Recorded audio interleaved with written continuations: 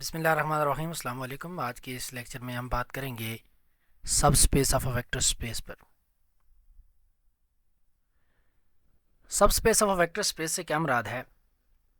इससे previous lecture में हमने बात की थी वेक्टर स्पेस की। हमने कहा था कि एक सेट जो है, कोई भी नॉन एम्प्टी सेट है, उस पर अगर हम दो ऑपरेशन डिफाइन करें, एक एडिशन और एक स्केलर मल्टीप्लिकेशन, और उस पर हमने 10 कंडीशंस पढ़ी थी कि अगर वो सेट उन 10 कंडीशनों को सेटिस्फाई करे तो हम कहते थे कि वो सेट जो है under that operation, that addition and scalar multiplication, वो ग्रुप बनाता है।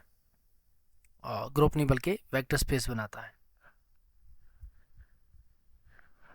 तो अब जैसे हमने ग्रुप थ्योरी में ग्रुप का सब ग्रुप पढ़ा था, बिल्कुल वही स्ट्रक्चर यहाँ पर वेक्टर स्पेस का सबसेट जो इटसेल्फ वेक्टर स्पेस हो under the same binary operation of addition and scalar multiplication, we call this subset the subspace of a vector space.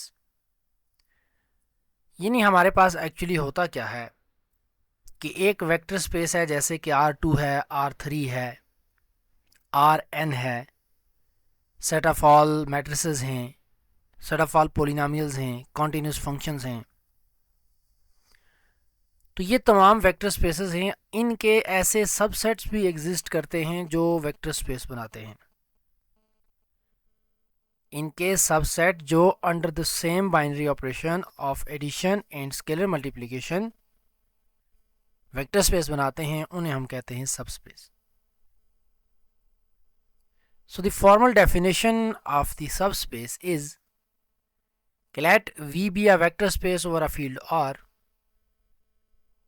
A non-empty set W of V is called a subspace of V if W is itself a vector space under the operation of addition and scalar multiplication defined on V over the same field.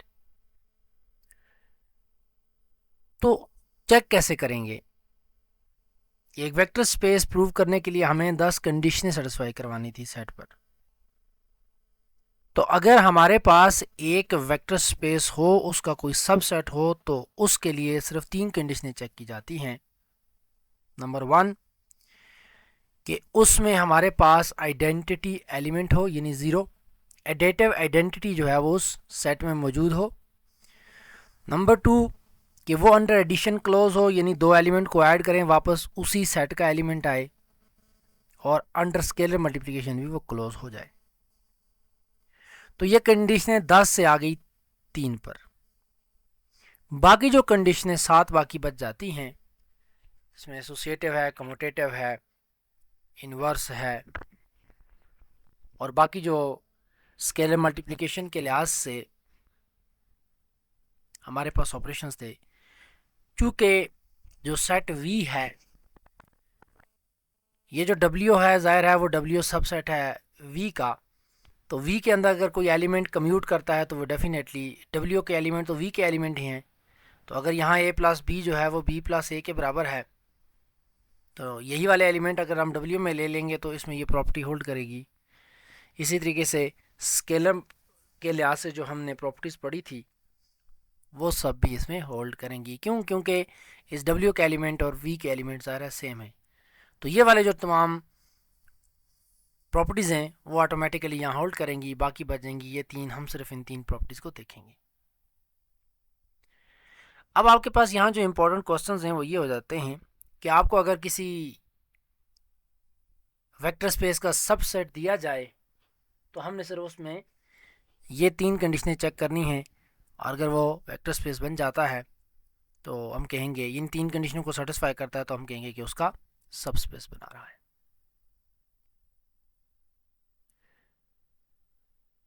उसके बाद हमारे पास हम देखते हैं, अब इसने इसका छोटा सा प्रूफ दिया हुआ है, अगर हमें प्रूफ की तरफ नहीं जाना, यानी अगर ये 3 कंडीशनें दी हों तो बाकी हम सारी कंडीशनों को प्रूव कर सकते हैं। अगर वो सारी कंडीशनें सारी दी हुई हों तो हम क्या कर सकते हैं, इन तीनों को भी प्रूव कर सकते हैं। तो सबस्पेस ऑफ R2, सबसे पहले हम आते हैं R2 पर। अब दो सब स्पेसेस तो लाजमी होती हैं, जैसे एक ग्रुप के दो सब ग्रुप लाजमी एग्जिस्ट करते थे, एक ट्रिवियल और एक वो खुद। तो यहाँ हमारे पास एक एडिटिव आइडेंटिटी अगर हम रख लें वेक्टर स्पेस की एडिशन के लिहाज से, आइडेंटिटी जो है वो, और दूसरा ये है वो वेक्टर इटसेल्फ, ये दोनों क्या बनेंगे, ये दोनों वेक्टर स्पेस हो जाएंगे, यानी उसके सब स्पेस बन जाएंगे। उसके अलावा हमारे पास जो प्रॉपर सब ग्रुप हैं और प्रॉपर जो सब स्पेसेस हैं वो कौन कौन सी होंगी।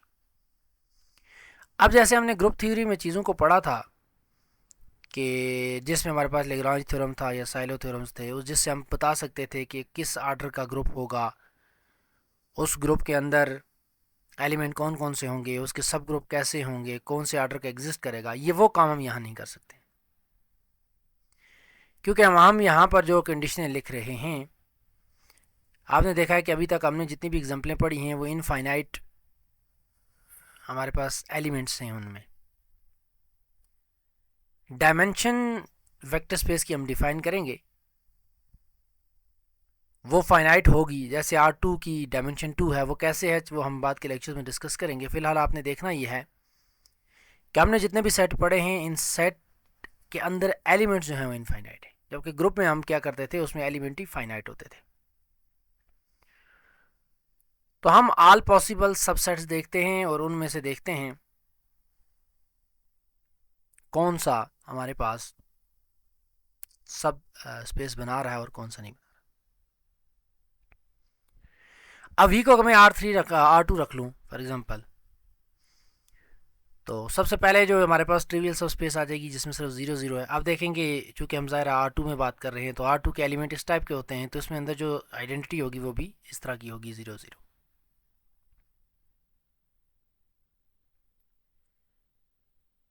नेक्स्ट हमारे पास है W is equal to x y belong to R such that AX plus BY is equal to 0।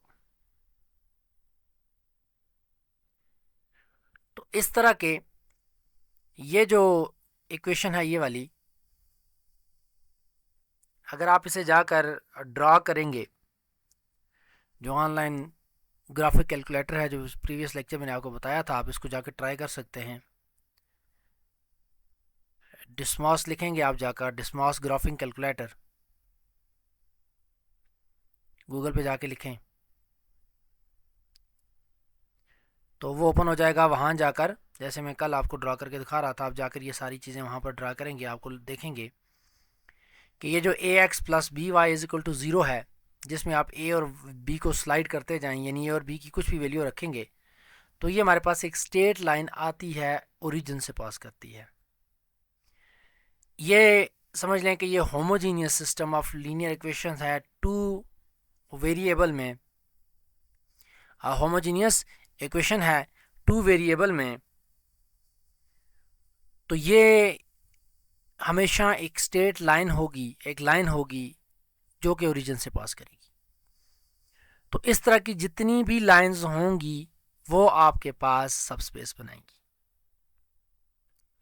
लेकिन जो हमारे पास नॉन होमोजीनियस इक्वेशन होगी, फॉर एग्जांपल मैं लिख लेता हूं 2x plus 3y is equal to 7। अब चूंकि ये जो कांस्टेंट है ये 0 नहीं है, और ये इसका मतलब ये हुआ कि 0 0 जो है वो ये इन तमाम पॉइंट्स में नहीं है।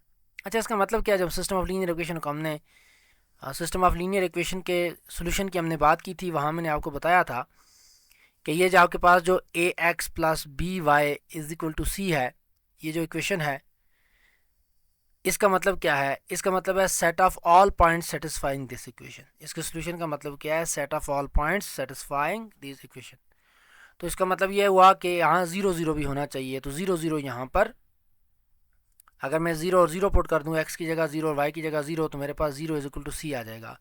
तो इसका मतलब ये हुआ कि ये इक्वेशन सेटिस्फाई नहीं करती है, यानी 0 0 इस इन पॉइंट्स में मौजूद नहीं है। अगर इस साइड पे ये जो इसका y इंटरसेप्ट है ये अगर 0 नहीं होता। खैर, इसको हम स्टैंडर्ड इक्वेशन में लिख लेते हैं y is equal to M X plus C. ठीक है, y is equal to M X plus C. तो ये जो y is equal to M X plus C है, तो इस तरह की जो भी इक्वेशन होगी वो सब स्पेस नहीं बनेगी अनटिल अनलेस आपके पास ये वाला c जो है, यानी उसका जो y इंटरसेप्ट है, ये ज़ीरो ना हो। तो अगर ये आपके पास जो y इंटरसेप्ट है ये अगर ज़ीरो हो जाता है तो y is equal to M x वाली जो इक्वेशन है ये, बल्कि आप यूट्यूब पे एक शॉर्ट है, वीडियो मैंने बनाई हुई है, यही y is equal to M X plus C वाली। उसको मैंने ग्राफिकली बताया हुआ है कि जब आप m को तब्दील करते हैं तो क्या होता है और c को तब्दील करते हैं तो क्या होता है। तो इसमें जब c ज़ीरो हो जाएगा तो ये सब स्पेस बन जाएगी R2 की, और अगर नहीं होगा तो ये नहीं बनेगी।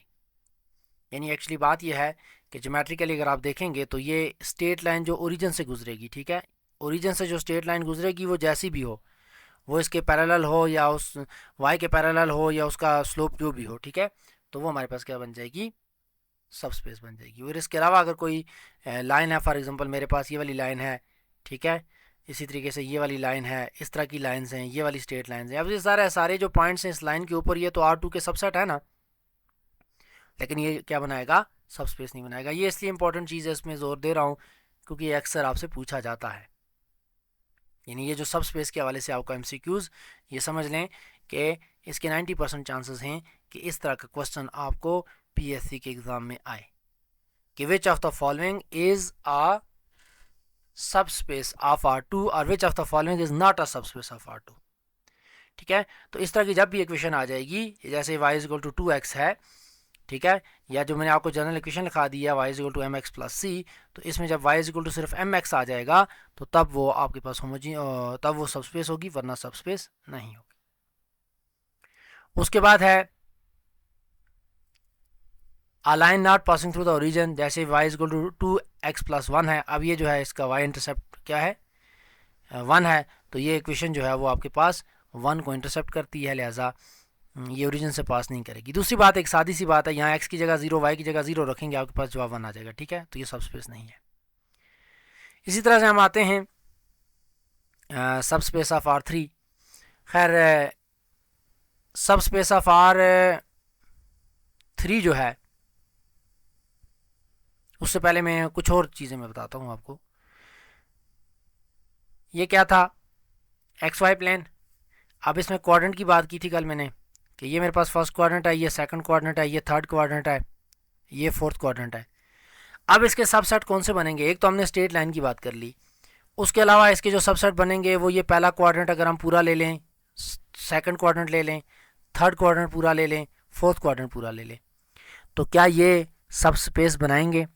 तो द आंसर इज़ नो। उसकी वजह क्या है कि यहाँ स्केलर मल्टीप्लिकेशन का इशू बनेगा। कैसे बनेगा कि फॉर एग्जांपल मैं यहाँ एक एलिमेंट ले रहा हूँ थ्रू 2 और 3, इसको जब मैं -2 से मल्टीप्लाई कर दूँ फॉर एग्जांपल, तो ये क्या चला जाएगा, यहाँ पर आ जाएगा।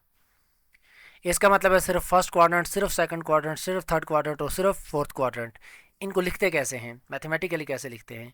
मैथमेटिकली हम ऐसे लिखेंगे कि W is equal to ordered pair XY such that X is greater or equal to 0 and Y are greater or equal to 0।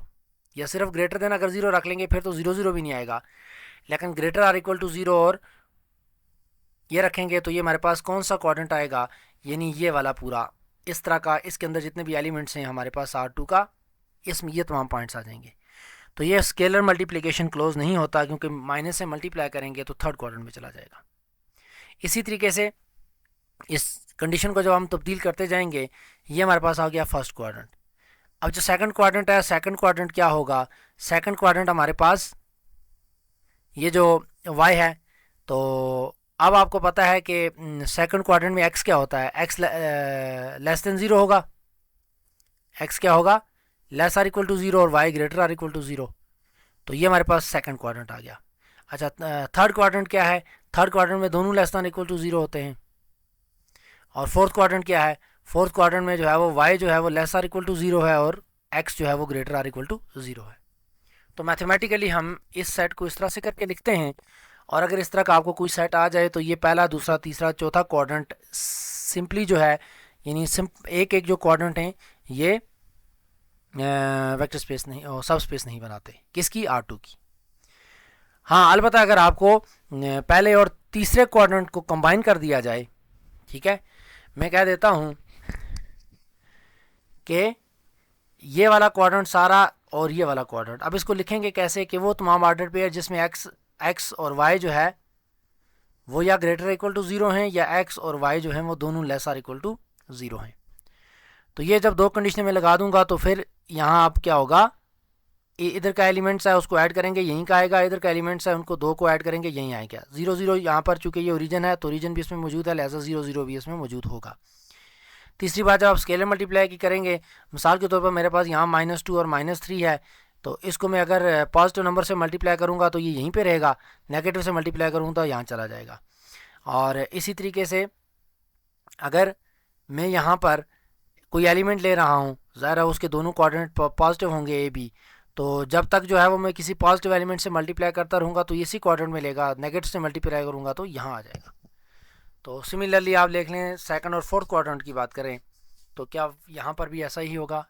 तो इसका मतलब है union of first and second quadrant या union of third and first and third quadrant या union of second and fourth quadrant, ये फिर आपके पास क्या बन जाएंगे, सब स्पेस बन जाएंगे। तो आपने जो काम करना है वो ये करना है, इसकी जो ट्रिक बनती है वो ये है कि यूजुअली हमारे पास जो सब स्पेस नहीं बनते होते उनमें आइडेंटिटी नहीं होती, ज़्यादातर तो ये काम है कि आपने सबसे पहले ये चेक करना है कि उसमें 0 0 है या नहीं है। अगर है तो फिर आप उसको स्केलर मल्टीप्लिकेशन की कंडीशन चेक कर लें और फिर एंड पे आकर आप एडिशन की कर लें, ठीक है। क्योंकि यूजुअली जो चीज़ें फेल होती हैं, जो कंडीशनें फेल होने वाली होती हैं वो यही होती हैं। कौन सी? एक आइडेंटिटी नहीं होती, जैसे ये स्ट्रेट लाइन हमने बात की है कि जो लाइन ओरिजिन से पास नहीं करती तो वो क्या है, उसमें कमी है कि इसकी आइडेंटिटी की, उसमें 0 0 नहीं है, बाकी ये एडिशन और स्केलर मल्टीप्लिकेशन के लिहाज से क्लोज है। उसका मतलब क्या है कि ये मेरे पास एक स्ट्रेट लाइन है जहाँ से मर्जी गुजर रही हो, इसके दो पॉइंट्स आप लें उनको ऐड करें वापस इसी लाइन पर पॉइंट आएगा, ठीक है। और अगर हमारे पास इस लाइन के ऊपर कोई पॉइंट है, इसको मैं किसी स्केलर से मल्टीप्लाई कर दूंगा तो वो इसी लाइन पे रहेगा, इधर उधर नहीं जाएगा। तो ये बात अगर आपको समझ आ रही है तो हम फिर अब क्विकली चलते हैं किस पर, बाकी जो सब स्पेसेस हैं, जो बाकी वेक्टर स्पेसेस हैं उनकी सब स्पेसेस पे। नेक्स्ट हमारे पास आ गया R3। अब जो R3 है उसमें ज़ाहिर है एक ट्रिवियल है, एक R3 खुद है, एक ट्रिवियल है और एक R3 खुद है। अब उसके अलावा उसने कहा कि लाइंस थ्रू द ओरिजिन। अब वो जो हमने कल विजुलाइज किया था, किसको विजुलाइज किया था हमने, R3 को बात की थी, ठीक है, इस तरह किया था। और दूसरी जो लाइन थी वो ज़रा स्टेट इसके ऊपर है, ऐसे बाहर की तरफ आ रही है। तो यहाँ पर हमारे पास जो एक स्टेट लाइन होगी जो कि ओरिजिन से पास कर रही है, तो वो हमारे पास क्या बन जाएगी, सब स्पेस बन जाएगी, ठीक है। इसी तरीके से हमारे पास अगर ये प्लेन एक है, जो एक शीट समझ लें आप, इस ओरिजिन से पास करवा रहे हैं, तो at end of the lecture में आपको ये विजुलाइज करवा के दिखा दूंगा कि वो भी हमारे पास सब स्पेस बन जाएगी। और उसके अलावा अगर हमारे पास कोई लाइन है जो वहाँ से नहीं गुजर रही, ओरिजिन से जो पास नहीं हो रही, तो वो हमारे पास क्या बन जाएगी, वो फिर सब स्पेस नहीं होगी। उसके अलावा अगर आप देखें तो इसके डिफरेंट प्लेन्स बनते हैं, जैसे कल आपको मैंने कहा था XY प्लेन, YZ प्लेन, ठीक है, ZX प्लेन। तो एक को जब आप ज़ीरो करेंगे, मसलन इसको ज़रा मैं आप मैथमेटिकली आपको बताता हूँ क्या है। फॉर एग्जांपल मैं W लिख लेता हूँ, W में लिख लेता हूँ X Y 0, ठीक, जबकि X और Y जो है वो सेट ऑफ रियल नंबर हैं। अब ये XY प्लेन आ जाएगी, जिसमें मैंने Z को ज़ीरो कर दिया, कल मैंने आपको ये दिखाया था कि जब मैंने Z को ज़ीरो कर दिया तो मेरे पास ये XY प्लेन आ गया।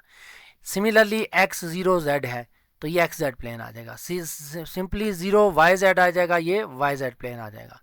इसी तरीके से अगर मैं यहाँ पर x और 0 0 कर दूंगा तो ये मेरे पास सिंपल x एक्सेस आ जाएगा, ठीक। और इसी तरीके से अगर मैं यहाँ पर 0 y 0 कर दूंगा तो ये y एक्सेस बन जाएगा, सिर्फ y एक्सेस, ठीक है। और यानी हमारे पास x डायरेक्शन भी 0 है, y डायरेक्शन भी 0 है, तो ज्योमेट्रिकली ये सिर्फ क्या बनेगा, y एक्सेस बन जाएगा। इसी तरीके से अगर मैं 0 0 z कर दूंगा, ये पेयर रखूँगा कि set of all points in the plane, तो वो सिर्फ z एक्सेस बन जाएगा। तो आप देखेंगे कि ये तमाम जो सेट सब सेट्स हैं R3 के, ये क्या बनाते हैं, वेक्टर स्पेस बनाते हैं और सब स्पेस बनाते हैं किसकी, R3 की।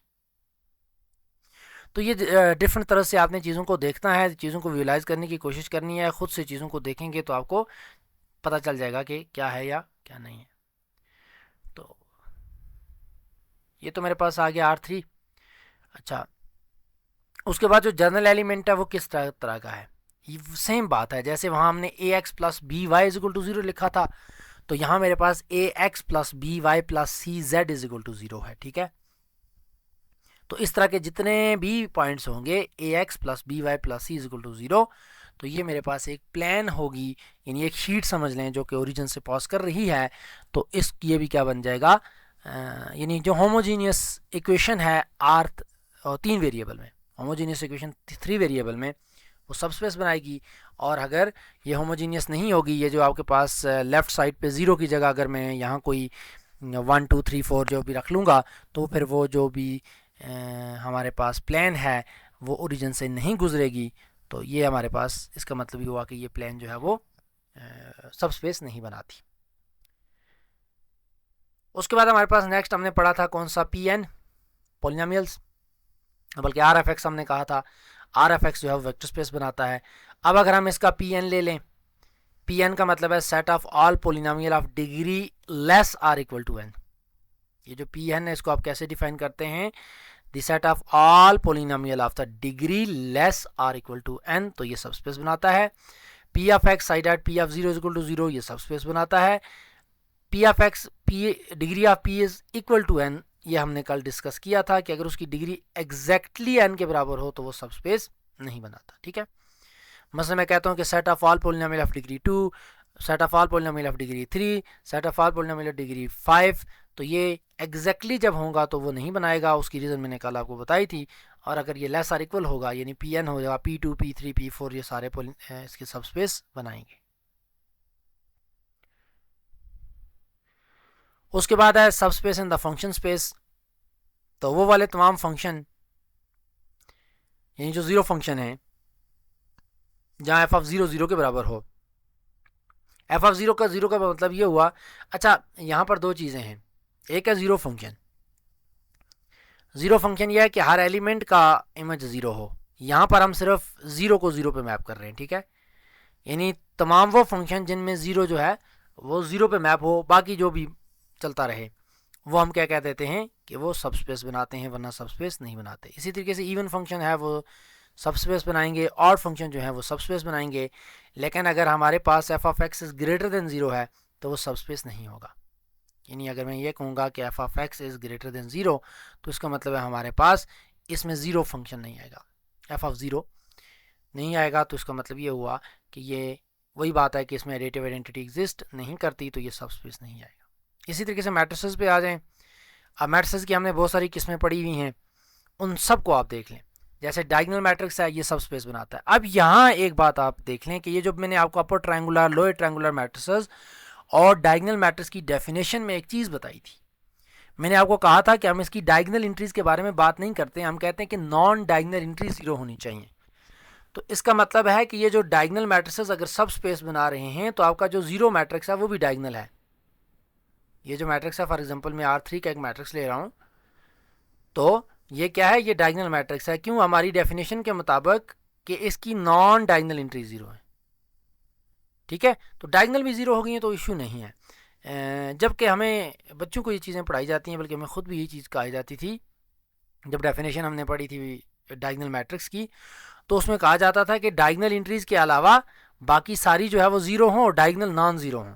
तो इसका नॉन 0 होना ज़रूरी नहीं है, ये 0 भी हो सकते हैं। ठीक है, डायगोनल में हम इन पे कोई कंडीशन नहीं लगाते कि ये 0 हों या ना हों, बाकी सारी 0 लाजमी होनी चाहिए। तो ये 0 होगी देखें तो इसका मतलब है 0 मैट्रिक्स डायगोनल है।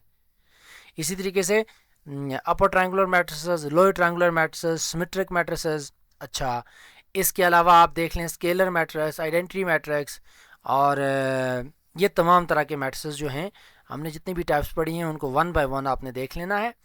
और 1 बाय 1 देख कर आपने करना क्या है, सबसे पहले आप देखना है कि उसमें क्या 0 0 मैट्रिक्स आता है। अगर आता है तो ठीक। दूसरा फिर हम देखेंगे कि हम दो मैट्रिसेस को जब ऐड करें तो क्या वो वापस क्या कहते हैं कि वापस उसी तरह का मैट्रिक्स बन रहा है यानी अगर मैं दो डायगोनल मैट्रिक्स को ऐड करूं तो क्या वापस डायगोनल आएगा? क्या मैं एक डायगोनल मैट्रिक्स को स्केलर से मल्टीप्लाई करूं वापस डायगोनल आएगा? अगर मैं दो ट्रायंगुलर मैट्रिसेस को ऐड करता हूं तो क्या वापस ट्रायंगुलर मैट्रिक्स आता है? क्या अगर मैं किसी ट्रायंगुलर मैट्रिक्स को किसी स्केलर से मल्टीप्लाई करूं तो क्या वो वापस ट्रायंगुलर मैट्रिक्स ही आएगा? अगर ऐसा है तो फिर वो सबस्पेस बनाएगा। अगर इन तीनों में से कोई एक कंडीशन भी फेल हो जाती है तो हम कहते हैं कि वो सबस्पेस नहीं बनाता। इसी तरीके से उसने लिखा है कि matrices with determinant 1 are not a subspace. ठीक है, मैट्रिसेस जो जिनका डिटरमिनेंट क्या होता है 1 होता है वो सबस्पेस नहीं होते। उसकी वजह यह है कि फिर वो मैट्रिक्स जीरो मैट्रिक्स नहीं होगा। देखिए ना, जो जीरो मैट्रिक्स है उसका डिटरमिनेंट क्या होता है? जीरो होता है। तो अगर हमारे पास सारे मैट्रिसेस हैं जिनका डिटरमिनेंट हम निकाल रहे हैं तो जवाब 1 आ रहा है, तो इसका मतलब है या 2 आ रहा है या 3 आ रहा है, व्हाट्सएवर जो भी आ रहा है, इसका मतलब उसमें जीरो मैट्रिक्स मौजूद नहीं है। उसके बाद उसने कहा कि the invertible matrices are not a subspace. अच्छा, इसी तरीके से इंटरसेक्शन ऑफ द सबस्पेसेस, ये तो आपके पास कुछ एग्जांपल्स आ गई हैं और इसका एक जनरल क्राइटेरिया मैं आपको बता देता हूँ सबस्पेस चेक करने का। चूँकि जब आपने एमसीक्यूज़ को हैंडल करना है तो आपने क्विकली चीज़ें देखनी है। आपने सबसे पहले वी देखना है कि वी के एलिमेंट्स कैसे हैं। ठीक है, वी के अंदर एलिमेंट कैसे हैं। मिसाल के तौर पर अगर मैं R3 ले रहा हूँ तो इसका मतलब है मेरे पास एलिमेंट इस टाइप का है। अब मैं एक W ले रहा हूँ, मैं कहता हूँ कि W जो है वो मेरे पास है A1C, ठीक, सच डैट A और C बिलोंग टू R। ये मैंने एक बिल्कुल नया सेट डिफाइन कर दिया खुद से। ये सबसेट है किसका? ये W जो है वो सबसेट है V का। अब मैंने कंडीशन ये चेक करनी है कि क्या ये सबस्पेस बनाता है या नहीं। तो सबसे पहले मैंने ये चीज़ देखनी है कि क्या 0 0 और 0 इस W में है या नहीं है। अब आपने इस W के जर्नल एलिमेंट को देख लेना है वो कैसा है। अब इसका जो जर्नल एलिमेंट है वो किस टाइप का है? वो ये है कि एक कोई भी एलिमेंट, यहाँ कोई भी एलिमेंट, यहाँ हमेशा 1, यहाँ कोई भी एलिमेंट। तो जब यहाँ कोई भी एलिमेंट रियल नंबर रख सकते हैं तो मैं यहाँ 0 भी रख सकता हूँ, -1 भी, तो 1 भी, जो कुछ मर्जी रख लूँ, तो यहाँ भी 0 भी आएगा। लेकिन ये कभी 0 नहीं आएगा क्योंकि ये मैंने फिक्स कर दिया है कि यहाँ हमेशा 1 आएगा। ये कांस्टेंट और वेरिएबल ज़ाहिर हमने अपने इस लीनियर अलजेब्रा को स्टार्ट ही कांस्टेंट और वेरिएबल से किया था, आपको इसका पता होना चाहिए। तो इसका मतलब है इसमें 0 एलिमेंट तो है ही नहीं, तो पहली कंडीशन फेल, लिहाजा ये सबस्पेस नहीं बनाता, नंबर 1। दूसरी बात जो मैंने आपको बतानी थी वो ये है कि W के आप जर्नल एलिमेंट रख लेंगे, ठीक है। उसके बाद सबसे पहली चीज़ आपने देखनी है क्या उसमें 0 0 है। दूसरी चीज़ आपने देखनी है कि उसके दो एलिमेंट्स को अगर हम ऐड करें तो क्या वो वापस उसी तरह का एलिमेंट बनेगा या नहीं बनेगा। मसलन मैं यहां पे ले लेता हूं A0B। अब इसका जर्नल एलिमेंट है किस टाइप का, इसकी नेचर क्या है? कोई भी एलिमेंट, यहां हमेशा 0, यहां कोई भी एलिमेंट, तो 0 0 तो आ जाएगा क्योंकि एक A को मैं 0 रख सकता हूं, B को भी मैं 0 रख सकता हूं, क्योंकि कोई भी एलिमेंट रख सकता हूं तो 0 0 भी रख सकता हूं। अब क्या मैं इन तरह के दो एलिमेंट्स को, यानी मैं अगर यहां पर एक और इसी का W का एलिमेंट ले लूं तो वो मेरे पास क्या आएगा? कोई भी एलिमेंट, 0 और कोई भी एलिमेंट। तो ये जो कोई भी एलिमेंट है इसको मैं क्या रख रहा हूं? A1 और B1। अब जब इन दोनों को मैं ऐड करूंगा, ठीक है, तो इसका मतलब है यानी यहां जो कंडीशन मेन में फोकस कर रहा हूं वो ये है कि बीच वाला हमेशा 0 होना चाहिए। तो इन दोनों को ऐड करेंगे आप तो यहां पर कोई एलिमेंट आ जाएगा C1 फॉर एग्जांपल, 0 और C2, यानी C1 जो है A प्लस A1 है और ये ऐड कर देंगे तो यहाँ कोई भी एलिमेंट 0 और कोई भी एलिमेंट, तो इसी तरह का एलिमेंट बन गया। इसी तरीके से स्केलर से मल्टीप्लाई कर लेंगे, मसलन अल्फा से मल्टीप्लाई कर लेता हूँ तो बीच में हमेशा 0 रहेगा, लिहाजा ये सबस्पेस बन रही है। तो मैट्रिसेस की फॉर एग्जांपल हम बात करते हैं, मसलन मैं कोई मैट्रिक्स रख लेता हूँ इस तरह का, 2x2 का एक मैट्रिक्स रख लेता हूँ। मैं कहता हूँ कोई भी एलिमेंट यानी A, कोई भी एलिमेंट B, कोई भी एलिमेंट C और 2, तो क्या ये सबस्पेस बनाएगा? अब यहां जो इंपॉर्टेंट चीज है वो क्या है कि जो कुछ मर्जी हो यहां हमेशा 2 आएगा। तो जब यहां हमेशा 2 आएगा तो इसमें 0 0 0 वाला तो नहीं आएगा ना मैट्रिक्स। क्यों? क्योंकि set of all 2x2 matrices में जो आइडेंटिटी है वो क्या है? वो 0 0 0 है। तो इसका मतलब है ये सबस्पेस नहीं बनाता। इसी तरीके से जब हम ऐड भी करेंगे तो यहाँ भी कोई एलिमेंट आ जाएगा, मसलन मैं कह देता हूँ a प्लस ए प्राइम, यहाँ कोई भी एलिमेंट आ जाएगा b प्लस बी प्राइम, यहाँ कोई भी एलिमेंट आ जाएगा c प्लस सी प्राइम, लेकिन ये 4 हो जाएगा। ठीक है, ये क्या हो जाएगा, 4 हो जाएगा। इसी तरीके से अगर इसको मैं किसी स्केलर से मल्टीप्लाई करता हूँ तो बाकी तो चले, कोई भी एलिमेंट कोई भी जनरल एलिमेंट आ जाएगा, इशू नहीं है, ये 2 अल्फ़ा हो जाएगा। तो ये पे 2 नहीं रहा, हमारा क्या मसला था कि यहाँ हमेशा 2 आना चाहिए।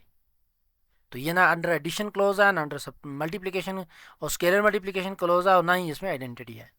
लेकिन आपने सबसे पहले आइडेंटिटी चेक कर लेनी है, जो कि सबसे आसान तरीका है इसको करने का। ये नहीं, मैंने कहा कि इन 90% केसेस आपके पास उसमें एडिटिव आइडेंटिटी नहीं होगी। So what's about the intersection of the subspaces? As we know कि intersection of the subgroup is always subgroup, so intersection of the subspaces भी सब स्पेसेस बनाती हैं, लेकिन इनका यूनियन जो है वो ज़रूरी नहीं है कि वो सब स्पेस बने। इसी तरीके से हमारे पास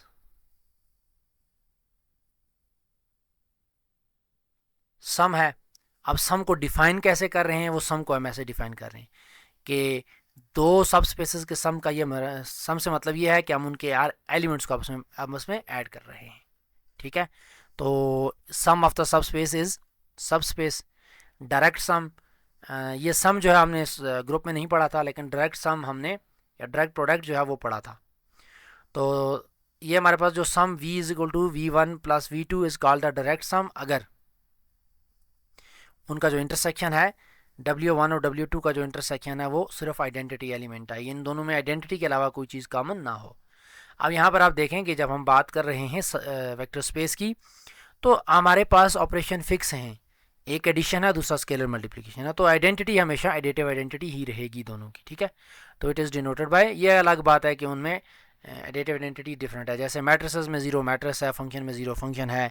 ठीक है, R2 में आपके पास 0 0 है, R3 में 0 0 0 है, तो ये उसकी नेचर डिफरेंट होगी, लेकिन होगी वो एडिटिव आइडेंटिटी ही।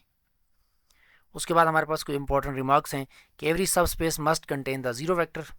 ठीक है, वही बात कि सब स्पेस में कम से कम जीरो वेक्टर हमेशा होगा। उसके बाद एवरी सब space it's self a vector space, ये भी हमने बात की।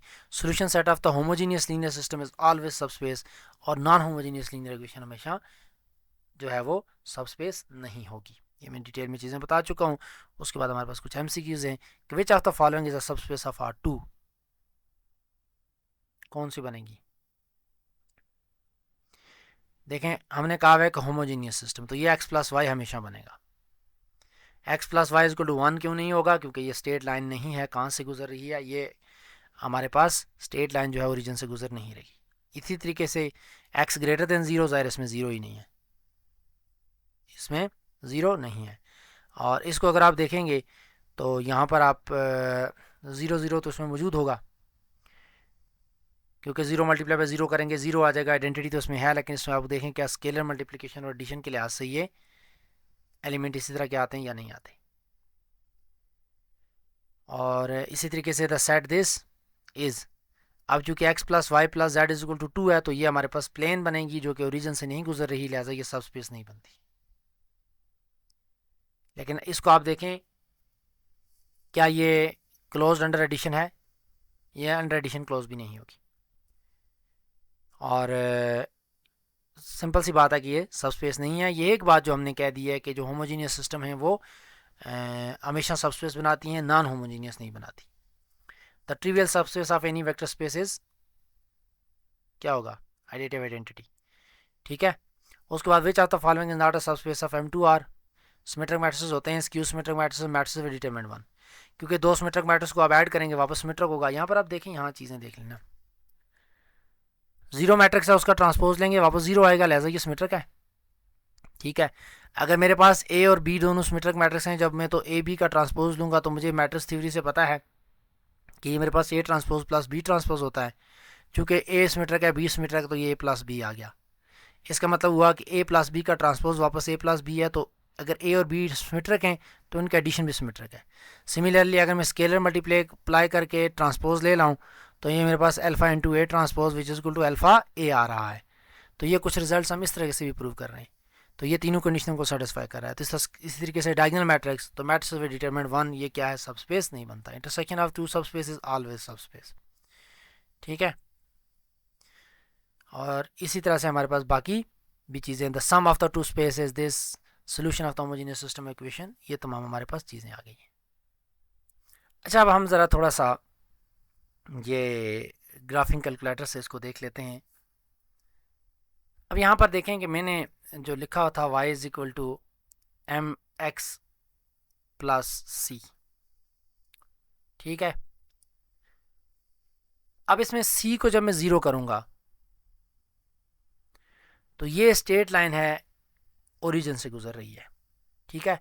m को मैं जो है वो वेरी कर देता हूँ। आप देख लें, इसको मैं -10 से 10 रखा हुआ है, तो ये इसकी सिर्फ स्लोप चेंज हो रही है।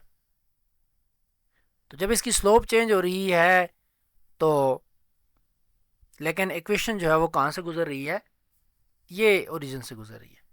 तो इसका मतलब ये हुआ कि set of all homogeneous equation R2 में वो इस तरह की स्ट्रेट लाइन बनाती हैं जो कि ओरिजिन से पास करती हैं। उसमें सिंपल बात क्या है, वो बात यह है कि उसमें जो स्लोप है सिर्फ स्लोप तब्दील हो रही है, लेकिन ये ओरिजिन से हट नहीं रही। तो ये क्या बन गई, ये सब स्पेस आ गया। अगर मैं सी को वेरी कर दूं, अब देखें सी को वेरी करने से क्या हो रहा है। सी को वेरी करने से ये हो रहा है कि ये इक्वेशन वाई इंटरसेप्ट में ऊपर नीचे जा रही है। अब ये वाई से जब ऊपर नीचे जा रही है तो वो क्या रहा है, ये सिंपल एक लाइन जब ओरिजिन में पहुंचेगी तो ये सब स्पेस होगी, वरना ये सब स्पेस नहीं बनाएगी। तो यानी अगर सी ज़ीरो के अलावा होगा। ज़रा दोनों को आप ये करके देख लें। मसलन मैं इसकी स्लोप को तब्दील करता जाता हूँ और फिर उसके बाद इसको मैं मूव करता जाता हूँ।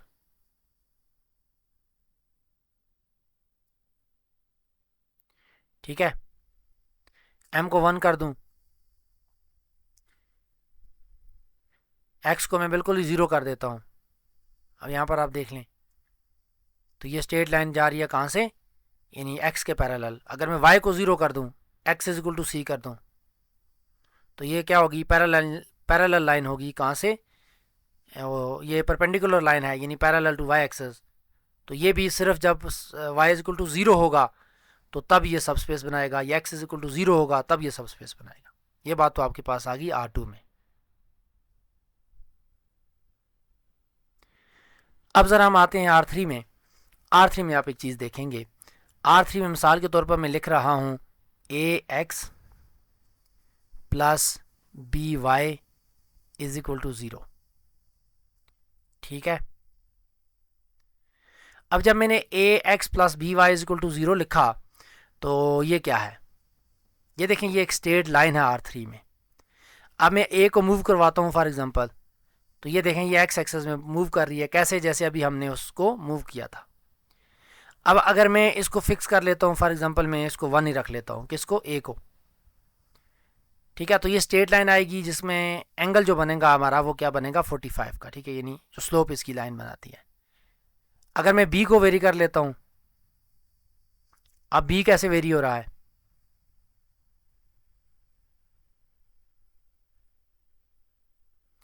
दोनों को वेरी करके देख लें उस पर कोई फ़र्क पड़ेगा या नहीं पड़ेगा। एक और काम कर लेते हैं, अब हम इसमें तीसरी चीज़ ऐड कर लेते हैं। तीसरी चीज़ क्या है, प्लस सी जेड। अब आप देखें ये जो मैं आपको बात बता रहा था कि प्लेन ओरिजिन में, इसका मतलब है ये हम एक शीट एक किस्म की रख रहे हैं। इसका मैं आप कलर थोड़ा सा तब्दील कर देता हूँ, ठीक है। अब यहाँ पर आप देखेंगे कि ये जो हमारे पास प्लेन बन रही है, क्या बन रहा है, ये एक शीट है जो कोई ओरिजिन से गुजर रही है, यानी बिल्कुल जिस तरह आप एक प्लाई की शीट समझ लें, आप रखी हुई है और ये यहाँ से आ रही है। अब अगर मैं यहाँ पर ABC को करूँगा, अब देखें कि C को तब्दील करने से क्या हो रहा है कि ये मूव कर रहा है लॉन्ग जेड एक्सेस, यानी हम ये समझ लें कि शीट जो है वो ऊपर नीचे ऐसे करके मूव करा रहे हैं। अगर मैं इसको फिक्स कर लूँ और B को मूव करूँ A को, तो ये रोटेट करेगा अलॉन्ग एक्स एक्सेस, ये चीज़ रोटेट करेगी अलॉन्ग एक्स एक्सेस। अगर मैं B को रिमूव कर देता हूँ तो वो भी अलॉन्ग वाई एक्सेस जो है हमारे पास ये वाली शीट जो है वो क्या कर रही है, अलॉन्ग वाई एक्सेस मूव कर रही है, ठीक है। तीनों को स्लाइड कर लें तो ये इस तरह की आपके पास चीज़ें बनती हैं। तो खैर हम इन तीनों को फिक्स कर लेते हैं। फॉर एग्जांपल मैं कुछ रख लेता हूँ, जहाँ जहाँ ये आ रहे हैं इसी तरह रख लेते हैं, ठीक है। पॉजिटिव हो या नेगेटिव हो उसमें फ़र्क नहीं पड़ेगा, लेकिन होगा क्या कि ये वाली जो शीट है ये हमेशा ओरिजिन से पास करेगी। ऐसे करके आप देख लें इसको, ये नज़र आ रही है। लेकिन अगर फिर बिल फर्ज यहाँ ज़ीरो की जगह मैं इसको डी रख लेता हूँ फॉर एग्जांपल। अब मैं डी को क्या करता हूँ, अब मैं जब डी को मूव करूंगा आप देख लें कि ये आपके पास ओरिजिन से हट रही है। देख लें कि हमारे पास ये जो शीट है वो क्या हो रही है, ओरिजिन से दूर जा रही है, सिंपल ज़ीरो पे ये जा रही है। तो जब ये ओरिजिन से हट जाएगी तो इसका मतलब है इस शीट पर 0 0 0 जो पॉइंट है वो नहीं होगा, तो इस सूरत में ये हमारे पास सब स्पेस नहीं बनेगी। तो आज के लिए हमारे पास यहीं तक है। और आज के इस लेक्चर में हमने बात की है सब space of a vector space पे, उसकी हमने डेफिनेशन पढ़ी, उसके हमने क्राइटेरिया पढ़े, और हमने ये देखा कि किस तरीके से हम किसी भी वेक्टर स्पेस के सबसेट को देख सकते हैं कि वो सब स्पेस बनाता है या नहीं बनाता। और उसके अलावा हमने कुछ जो वेक्टर स्पेसेस हमने पिछले लेक्चर में पढ़ी थी उनके सबसेट्स को देखा कि कौन से सब स्पेस बनाते हैं और कौन से नहीं बनाते।